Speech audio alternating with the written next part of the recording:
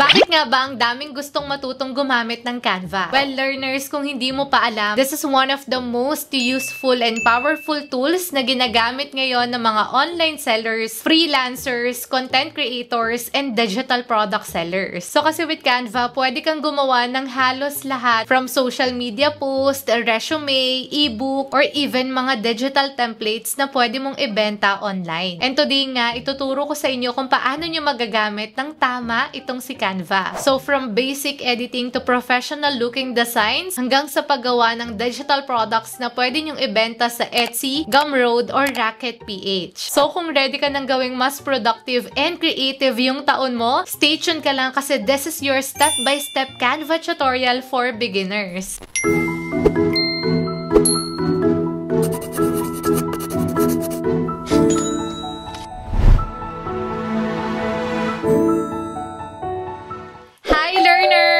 Welcome back to our channel. Ako nga po pala si Rose. At kung bago ka pa lang dito sa ating channel, i-click mo na ang subscribe button, pati na rin ang notification bell para updated ka kung may mga bago tayong upload na pwedeng makatulong sa'yo. So, to start our tutorial, alamin nga muna natin kung ano nga ba yung si Canva. So, learners, si Canva is a free-to-use online design tool wherein inside their platform, meron ng mga ready-made templates and graphics na pwede nga nating magamit to create a product. And if you're asking kung magbabayad ka ba dito, the answer for that is no. So, pwede nga nating magamit yan for free. Meron nga lang mga limitations kung naka-free account tayo. So, kasi nga dito, meron din silang tinatawag na pro account. So, yung pro account naman, ayan yung merong mga exclusive templates, graphics, and design na magagamit nga lang natin kapag ka nakasubscribe tayo dun sa kanilang pro plan. Pero kung ako yung tatanungin nyo dito, learners, especially kung beginner kayo, I recommend you to use the free account. So now na alam na nga natin kung ano nga ba yung si Canva, alamin naman natin kung paano natin magagamit itong platform na ito.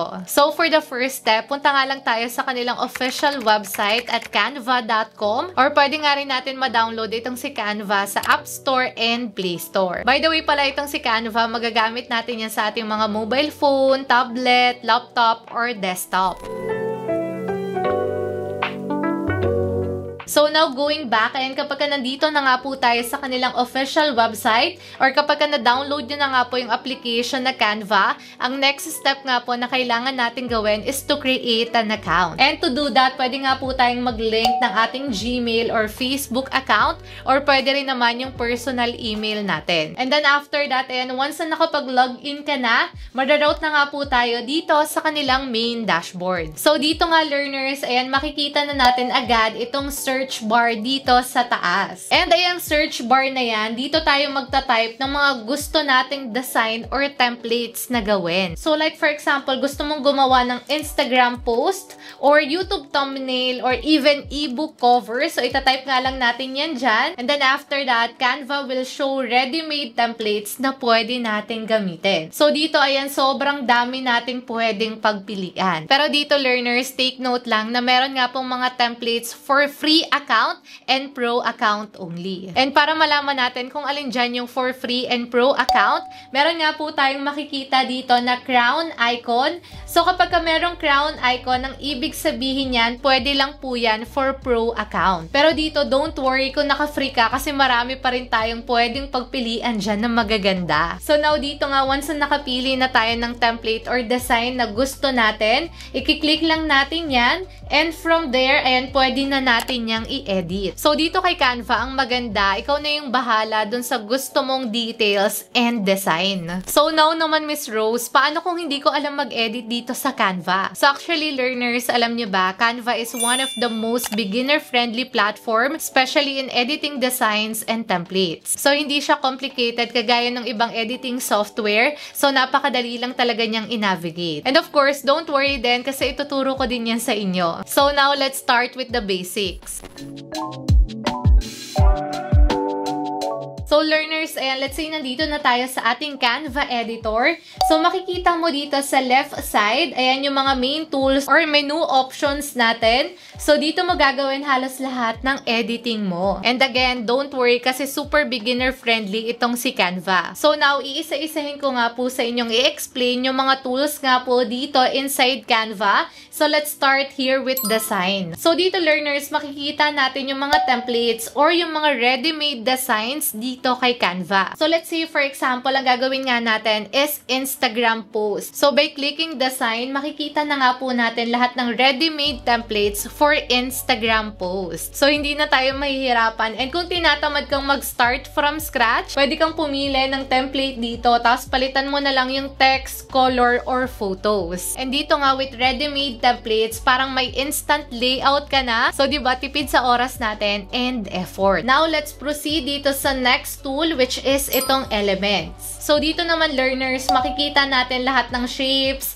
icons, stickers, lines, frames, charts, at iba't iba pang visual. So like for example, sa project natin or sa design natin, gusto nating maglagay ng arrow. Ayan, itatype nga lang natin yan and lalabas na nga po lahat ng icon na arrow. So pipili na nga lang po tayo dyan kung ano yung gusto nating gamitin sa design natin. So dito kung may maisip kayo na design or icon na gusto nyong i-search, itype nyo nga lang po yan dito sa search bar. And by the way dito, yung ibang icon, pwede nating i-adjust yung size, color, or transparency. And again, dito kayo nang bahala. Depende yan sa design ninyo. Depende yan sa creativity nyo. Now, punta naman tayo dito sa text. Ayan, dito naman learners, dito tayo maglalagay ng mga heading, subheading, or paragraph text. So, kung gusto nyo maglagay ng text, i-click lang natin yan para ma-add nga po dun sa design natin. By the way, dito si Canva, magpo-provide na yan ng mga pre-styled text formats. Ayan, meron ng mga format na pwede nating pagpilian. Yan, scroll lang po natin yan. So, pwede rin natin ditong baguhin yung font, yung color, yung size, yung letter spacing, and alignments. So, lahat yan accessible sa top toolbar. So, makikita natin yan dito sa taas. So, now, ayan, proceed na tayo dito sa brand. So, itong brand naman, learners, para lang po yan dun sa mga naka-pro account. Kasi ito, pwede na nating magamit yan sa mga small business natin or kapag gusto nating consistent tayo dun sa content na ginagawa natin. Kasi dito, with brand section, ayan, pwede na nating iset up yung tinatawag na brand kit, wherein nandyan na nga po yung logo natin, yung brand colors, yung fonts natin. Ayan, nandyan na nga po lahat ng branding natin para kapag gagawa tayo ng next design natin, i-click na lang natin yan. So, kapag kinlik kasi natin yan, automatic nang maa-apply yung brand colors and fonts dun sa project natin. So, for me ako, since gusto ko nga consistent ako sa content ko, talagang gamit na gamit sa akin itong brand option na yan kasi it saves time and keeps my design consistent. So, perfect talaga yan sa mga content creators, online sellers, or even sa mga freelancers. Now, dito naman tayo sa uploads. So, dito naman learners, dito tayo mag-upload ng mga sarili nating pictures, videos, or logos. So, for example, ayan, meron tayong product photo. So, kung gusto mo nga gamitin dito yung logo mo, ayan, i-upload mo lang yan. Or yung sarili mong picture, so i-upload or i-drag mo lang yan dito para magamit mo sa design mo anytime. Now, aside from this, meron din ditong tools. So, dito naman natin makikita yung mga quick tools ng Canva, like itong background remover. Pero ito, for pro account lang yan. Meron ding resize, magic eraser, at iba pang AI tools. So, ako isa rin to sa mga pinaka-ginagamit ko talaga, especially itong background remover. So, talagang gamit na gamit ko yan every time na gumagawa ako ng thumbnails, mock-ups, at marami pang ibang design. So, for me, sobrang useful talaga yan, especially sa mga digital product ko and yung mga marketing materials na ginagawa ko. Now, the other tools na meron tayo dito is itong projects. So, dito naman po nakasave lahat ng design natin. So, kung meron kayong gustong balikan na project, itap nyo nga lang po yan. And here, pwede rin natin i-organize yung mga files natin sa isang folder. Now, meron din ditong apps. So, ito naman, learner, sobrang underrated pero powerful feature talaga ni Canva. Kasi under apps, makikita mo lahat ng integrations at mini tools. Ayan, gamit na gamit ko rin talaga yan. So, pwede mong i-connect yung Google Drive mo, yung Dropbox, Instagram, at Bitmoji para mas madaling mag-import ng files and assets. So, dito meron din mga AI tools tools like itong Magic Write. Ayan, merong text to image, merong bulk create, ayan, at marami pang iba. So, mas maganda i-explore talaga natin itong app section kasi talagang magagamit po natin yan. Now, punta naman tayo dito sa Magic Media. So, itong part na to, learners, ito yung Canvas AI tool. So, pwede tayong mag-type ng short description. Ayan, like workspace with laptop and coffee. Tapos, ayan, magge-generate na nga po si Canva ng matching images for you. Now, we have here photos. So, dito mo naman makikita yung mga free and pro stock images. So, pwede tayong mag-type dyan ng gusto nating hanapin. So, like for example, itong home office or itong digital planner. So, para makakuha tayo ng idea.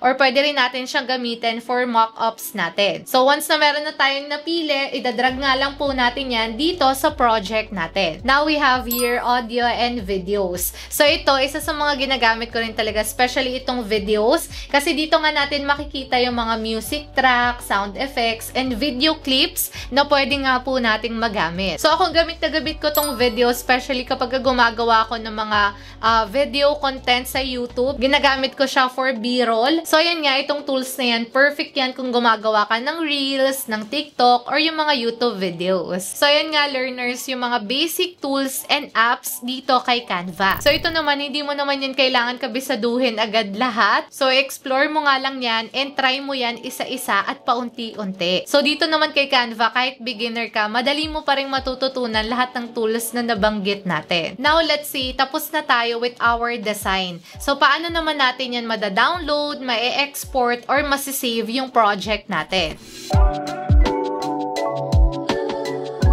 So, para magawa nga yan, like for example, dito sa project natin or sa nagawa nating design or template, punta nga lang tayo dito sa may upper right corner and i-click nga po natin yung share or download button. And then after that, dito learners, if image nga po yung ginawa ninyo, pwede nyong piliin itong PNG or JPG file type. So, for PNG, better yan for higher quality graphics, while JPG naman is ideal for smaller file sizes. And if printable naman, like this one na planner pages or worksheets, ang piliin nga po natin is itong PDF print for best quality. Pero kung digital file lang, pwede rin naman itong PDF standard. And then once na nakapili na nga kayo ng file type para dun sa project ninyo, isa-select nyo nga lang po yung download button. And then once na na-save na nga po yan sa mga device ninyo, pwede nyo na nga po yung i-post or i-sell sa mga selling platform. Now learners, this next part is super important, especially kung digital product seller ka. So dito kasi, remember, kung gusto mong ibenta yung Canva template mo, yung mga editable Canva template, kailangan hindi mo ma-send yung mismong editable file mo. So Miss Rose, anong ibig sabihin mo dyan? So dito kasi learners, merong tinatawag na template link. So yung template link kasi na yan learners, kapag ayan yung sinend natin doon sa mga customers na nakabili ng digital products natin, ang makukuha nga po nila is yung copy ng project natin, hindi yung original file. So, ibig sabihin lang yan, safe yung design mo, hindi nga po mababago yung original file. Ang mangyayari nga lang po dyan is magkakaroon sila ng sarili nilang kopya and pwede nga po nila yan i-edit based dun nga po sa gusto nilang version. So, yan nga rin yung madalas ginagamit ng mga digital product sellers sa Etsy, Gumroad, and Racket PH. So, again, kapag bumili nga po yung customer mo ng digital product na binibenta mo,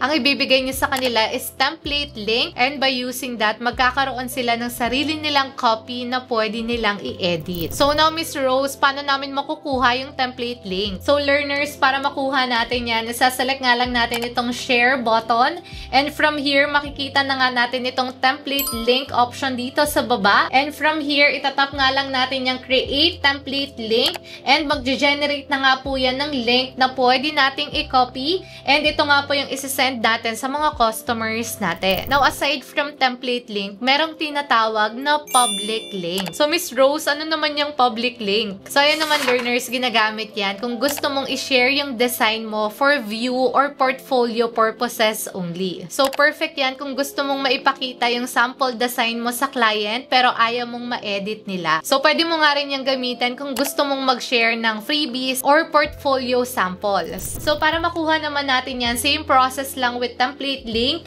So, isa-select nga lang natin yung share button. And then here, makikita makikita na natin agad itong public view link. And again, here, itatap lang natin itong create public view link. And from here, ayan, pwede na nga natin i-copy and i-share itong link na ito. So, yun learners, once na alam mo nang gamitin yung download, yung public and template link, mas magiging professional ka na as Canva creator. Now na alam na natin yung basics with Canva, aside from design, saan pa ba natin yan pwedeng gamitin? Well, dito na nga papasok yung exciting part. Kasi actually, pwede mong gamitin si Canva para magkaroon ka ng passive income online. So, paano ba yan, Miss Rose? So, like for example, dito kay Canva, pwede tayong gumawa ng budget planner template and pwede nga natin yan i-list at ibenta sa mga selling platform like Etsy, Gumroad, or Racket PH. So, ang tawag nga dyan sa Canva template na nagawa mo na pwede mong ibenta online is digital products. So, yan naman kasi ang maganda dyan, isang beses mo lang yung gagawin and pwede mo nang ibenta ng paulit-ulit. So, basically kasi with digital products, gagawin lang talaga natin siya once. So, mag-i-spend lang talaga tayo ng time para magawa yan. Pero once uploaded or listed na, pwede na siyang mag-generate ng income. Pero syempre, hindi yan instant kasi yung pagbebenta ng digital products, kailangan consistent ka din sa pag-upload ng products. Kailangan marunong kang mag-design and dapat alam mo kung paano ipa-market yung product mo. So, dito naman ang maganda, pwede kang magsimula with free accounts sa Canva and pwede mo nga rin yan i-list for free like sa Gumroad or sa mga local platform like Racket PH. And aside from that, pwede mo rin i-maximize yung mga social media platform mo para i-market yung digital products mo. And now, kung nagdadalawang isip ka kung kaya mo bang gamitin itong si Canva or kaya mo bang gumawa ng digital products dito, I'm sure kaya mo yan. So actually, lahat naman kasi ng marunong ngayon sa Canva, nag-start din from zero. So wag kang ma-pressure kung hindi pa perfect yung design mo ngayon or kung hindi ka pa nakakagawa ng digital products mo. Basta ang gawin mo is mag-practice ka lang, libre lang naman ang paggamit ng Canva and I'm sure mag-i-improve ka. So now, if you want to know more about digital products and yung mga selling platform, check nyo nga lang po yung mga videos natin sa ating channel. So meron tayong mga tutorial dyan na pwedeng makatulong sa'yo. And ayun, so I think that's it for our video today. Hope you like this video and please share this video para marami pa tayong matulungan online. And ayun, so goodbye for now. See you on my next video.